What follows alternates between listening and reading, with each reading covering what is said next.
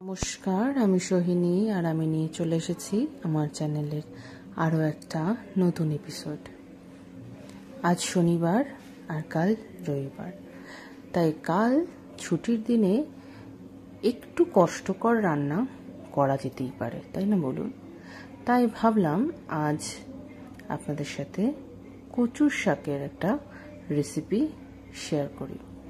আমি কচুর শাকটা কিন্তু আজ ইলিশ মাছের মাথা দিয়ে করব, তাই বসে পড়েছি অনেকটা পরিমাণে কচুর শাক কাটতে।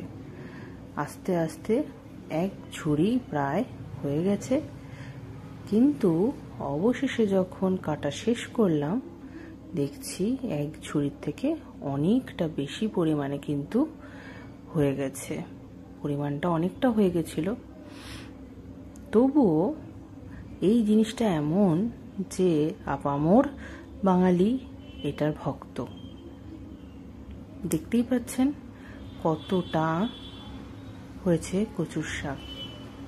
এবার আমি সিঙ্কে দিয়ে ভালো করে ঘষে ঘষে ধুয়ে নেব, কারণ বৃষ্টি বাদলের দিন আর কচুর শাকের মধ্যে নোংরা পিঁপড়ে থাকতেই পারে, তাই আমি ভালো করে কিন্তু কচুর শাকগুলো ঘষে ঘষে ধুয়ে নিয়েছি। দেখতেই পাচ্ছেন একদম পরিষ্কার ঝকঝকে হয়ে গেছে। আর অন্যদিকে আমি একটা হাঁড়ি বসিয়ে দিয়েছি, তাতে আমি একটু হলুদ, একটু নুন আর ভিনিগার দিয়ে দিয়েছি। তিনটিরই একটু কারণ আছে। হলুদ দিলে যদি কোনো জীবাণু থাকে সেটা মরে যাবে, নষ্ট হয়ে যাবে। নুনটা গলাতে সাহায্য করবে কচুর শাকটাকে, আর বাকি রইল ভিনিগার। এই ভিনিগারটা দিলে কিন্তু যেইটুকুনো ভয় থাকে আমাদের গলা চুলকানোর, সেইটা একেবারেই বন্ধ হয়ে যায়। নিশ্চিন্তে কিন্তু আমরা কচুর শাকটা রান্নাও করতে পারি আর খেতেও পারি। তাই অবশ্যই কিন্তু তোমরা ভিনিগারটা দেবেই। দিয়ে আমি কিন্তু কচু শাকটা সিদ্ধ হতে দিয়েছি। আর অন্যদিকে আমি একটু মশলা করার জন্য চলে এসেছি বাটি নিয়ে। আদা, জিরে গুঁড়ো, ধনে গুঁড়ো, হলুদ, নুন সব দিয়ে কিন্তু আমি একটা পেস্ট বানিয়ে নিয়েছি। খানিকক্ষণ ভিজিয়ে রেখেছি যাতে পেস্টটা ভালোভাবে তৈরি হয়।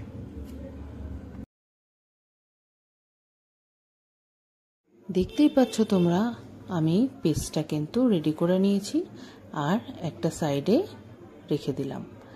এরপর ইলিশ মাছের মাথাটায় নুন আর হলুদ মাখিয়ে ভাজতে শুরু করব।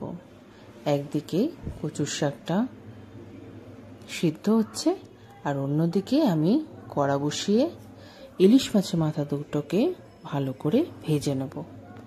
একদম কড়কড়ে করে ভাজবো না, তাহলে মাছটা অন্যরকম খেতে হয়ে যায়। তাই হালকা করে কিন্তু মাছটা আমরা ভেজে নেব।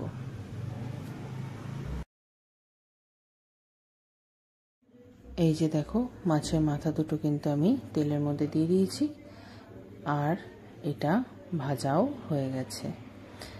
আর অন্যদিকে কিন্তু এটা কমে কমে অনেকটাই বসে গেছে। কচুর শাক কিন্তু বসে গেলে আস্তে আস্তে কমতে থাকবে, তাই ওই অতটা কচুর শাক কিন্তু কমে হাফেরও হাফ হয়ে যাবে যখন তৈরি হবে কচুর শাকের সাথে ইলিশ মাছ। মাছের মাথা ভাজা তেলেই কিন্তু আমি শুকনো লঙ্কা, তেজপাতা আর কালো জিরে ফোড়ন দিয়ে দিয়েছি। এরপর আমি ওই পেস্টটা কিন্তু দিয়ে দিলাম। এরপরে ভালো করে নাড়াচাড়া করে মশলাটা কষতে দেব। দেখতেই পাচ্ছ মশলা দিয়ে দিয়েছি আর তাতে ব্যালেন্স করার জন্য সামান্য চিনি দিয়ে দিয়েছি। আপনারা কিন্তু নাও চিনি দিতে পারেন, কারণ এটা একটু ঝালঝালি ভালো লাগে, কিন্তু আমি একটু চিনি দিলাম যাতে সবগুলো ফ্লেভার একটু ব্যালেন্স হয়ে যায়। আমি কচুর শাকের যে হাঁড়িটা পুরো উল্টে দিয়েছি যাতে সম্পূর্ণরূপে জলগুলো বেরিয়ে যায়। জলগুলো বেরিয়ে গেলে কিন্তু রান্নাটাও ভালো হয়। আর অন্যদিকে কষা হয়ে যাওয়া মশলার মধ্যে ইলিশ মাছের মাথা দুটো দিয়ে দিলাম, যাতে কচুর শাক দেওয়ার পর সেটার সাথে মাথাগুলো একদম মিশে যায়। নিশ্চয়ই দেখতে পাচ্ছ অতটা কচুর শাক কমে কতটুকুন এসে দাঁড়িয়েছে, একদম অল্প হয়ে গেছে কিন্তু দেখো। আর এই কচুর শাকটা যখন রান্না হবে তখন এরও অর্ধেক হয়তো হয়ে যাবে। এরপর আমি কচুর শাকটা কিন্তু দিয়ে দেবো। ভালো করে নেড়ে নিয়েছি আমি মশলাটার সাথে, মাথাগুলো একদম মিশে গেছে। এরপরে আমি কচুর শাকটা দিয়ে দেব।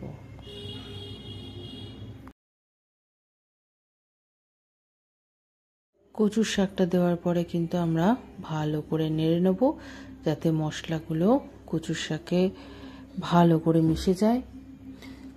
যদিও এখনও কচুর শাক থেকে জল ছাড়বে, তাই জন্য আমরা কিন্তু এর মধ্যে ঢাকা দেব না, শুধুমাত্রই কিন্তু আমরা বারবার নাড়তে থাকব, তাহলে জিনিসটা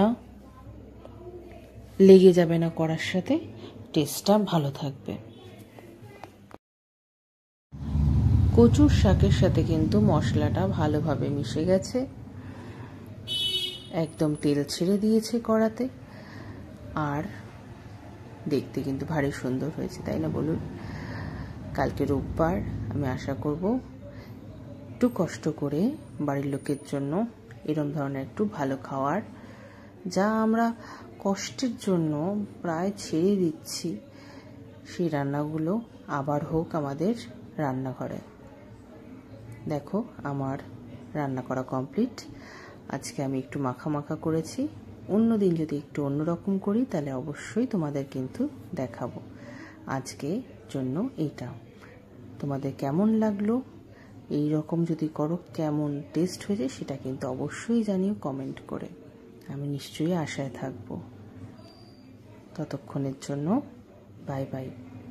আর ভালো লাগলে অবশ্যই কিন্তু সাবস্ক্রাইব করো আমার চ্যানেলটা, তাহলে আমিও খুব খুশি হব।